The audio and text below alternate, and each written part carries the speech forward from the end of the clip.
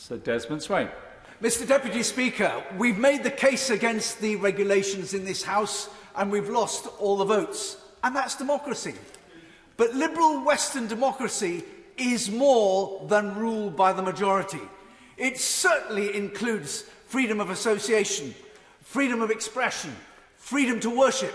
And one of the most worrying aspects of our response to coronavirus has been the way that people have simply shrugged as these freedoms have been dispensed with.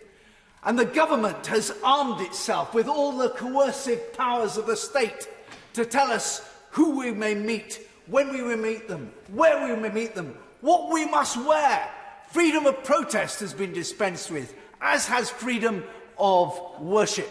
And isn't it interesting the way that subsidiaries of the totalitarian state, in their eagerness, seek to exceed even that which has been proscribed and prescribed? I've received representations from clinicians who have been threatened that their jobs will be taken from them because they have publicly expressed their doubts about the wisdom of the policy, or indeed their doubts about the misuse or the concealment of data. We had that extraordinary scene of a nurse being charged with assault for seeking to liberate her mother from a care home. Could this have happened in our country?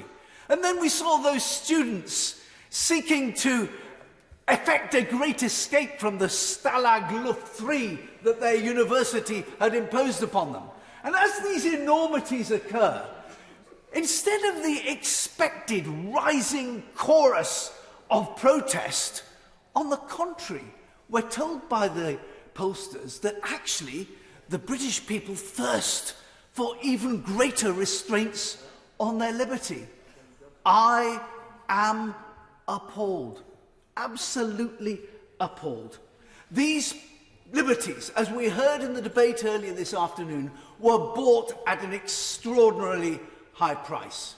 So now, as we move into the vaccinated sunny uplands of release and freedom, there is a danger that the state has learnt a powerful lesson over the last few months.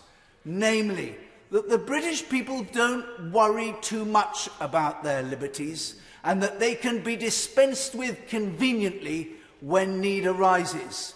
I hope that this House will wake up to that danger and seek a remedy.